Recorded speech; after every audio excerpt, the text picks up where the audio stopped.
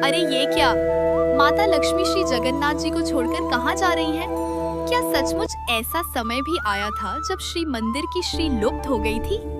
क्या स्वयं श्री जगन्नाथ जी और बलराम जी को भी भिक्षा मांगनी पड़ी थी? आज की यह लीला केवल रूठने मनाने की कथा नहीं है। यह कथा है भक्ति की, समता की और महाप्रसाद की महिमा की। आइए भावपूर्वक सुनते हैं यह अद्भुत प्रसंग। एक बार मार्गशीर्ष मास के पावन दिनों में माता लक्ष्मी के मन में विचार आया, मैं स्वयं जाकर देखूं कि मेरे स्वामी श्री जगन्नाथ के धाम में कौन सच्चे मन से सेवा करता है। वे साधारण स्त्री का रूप धारण कर जगन्नाथपुरी में निकल पड़ी। सबसे पहले वे उन अर्चकों के घर पहुंची जो प्रतिदिन श्री जगन्नाथ जी की सेवा करते थे। पर वहां पहुंचकर उन्होंने देखा सूर्य निकल चुका है, पर घर में सब निद्रा में हैं। आंगन अस्वच्छ है, बर्तन बिखरे हुए हैं, रात का झूठा भोजन यथावत पड़ा है।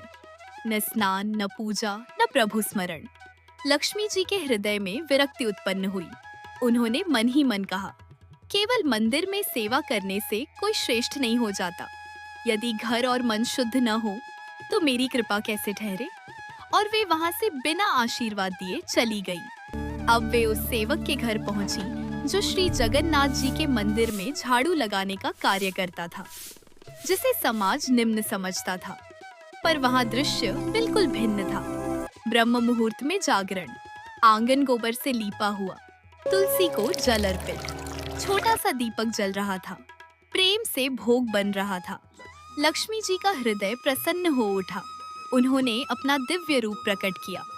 पूरा घर स्वर्णिम आभा से भर गया। दंपति विस्मित होकर भूमि पर गिर पड़े। लक्ष्मी बोली, तुम्हारे सेवा भाव, शुद्धता और सच्ची भक्ति से मैं प्रसन्न हूँ। उन्होंने वहीं प्रेम पूर्वक प्रसाद ग्रहण किया और आशीर्वाद देकर लौटी। उधर बलराम जी ने यह दृश्य देख लिया। उनके मन में आचार विचार का प्रश्न उठ खड़ा हुआ। उन्होंने सोचा, लक्ष्मी ऐसे घर में कैसे जा सकती है? जब लक्ष्मी जी धाम लौटी, बलराम जी रुष्ट बैठे थे। श्री जगन्नाथ जी उन्हें शांत करने का प्रयास कर रहे थे। लक्ष्मी जी ने मधुर स्वर में कहा, आइए प्रसाद ग्रहण कीजिए। श्री जगन्नाथ जी और सुभद्रा जी बैठ गए, पर बलराम जी अडिग रहे। उन्होंने कहा, मैं ऐसा प्रसाद नहीं लूंगा। अब श्री जगन्नाथ जी दुविधा में थे। एक ओर बड़े भ्राता की आज्ञा, दूसरी ओर अर्धांगिनी का सम्मान। अंततः उन्होंने भी प्रसाद ग्रहण नहीं किया। यह देखकर लक्ष्मी जी के हृदय में गहरा आघात पहुंचा। उन्होंने कहा, जब मेरे हाथ का अन्न ही स्वीकार नहीं, तो इस धाम में मेरा रहना भी व्यर्थ है। और वे चली गईं। जैसे ही लक्ष्मी गईं, मंदिर की सारी श्री उनके साथ चली गई। भंडार खाली, रसोई सूनी, दीपक की लौ मंद। बलराम जी चकित रह गए। उन्होंने श्री जगन्नाथ जी से पूछा, लाला, यह क्या हो गया? श्री जगन्नाथ जी ने शांत स्वर में कहा, भैया, जहाँ लक्ष्मी नहीं वहाँ समृद्धि कैसे रहे? दोनों ने रसोई में जाकर भोजन बनाने का प्रयास किया, पर सामग्री ही नहीं थी। अंततः वे बालक रूप धारण कर स्वर्ग द्वार पर भिक्षा मांगने लगे।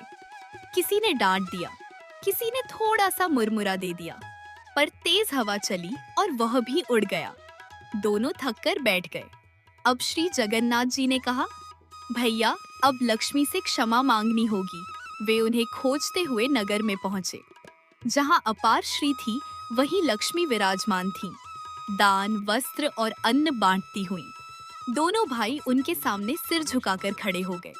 बलराम जी ने स्वीकार किया, हमसे भूल हुई। लक्ष्मी जी बोली, श्रेष्ठता जन्म से नहीं, कर्म और आचरण से होती है। जो शुद्ध हृदय और सच्ची भक्ति रखे, वही मेरा प्रिय है। किसी को उसके कुल से मत आंकिए। श्री जगन्नाथ जी ने तब घोषणा की, आज से जगन्नाथपुरी में महाप्रसाद सबके लिए समान होगा। कोई ऊंच नीच नहीं। जो श्रद्धा से ग्रहण करेगा, उसे समान फल मिलेगा। बलराम जी ने भी सहमति दी और तब से जगन्नाथपुरी में महाप्रसाद का ऐसा नियम हुआ कि ब्राह्मण हो या शूद्र, उच्च हो या निम्न, सब एक पंक्ति में बैठकर प्रसाद ग्रहण करते हैं। प्रभु का द्वार सबके लिए खुला है।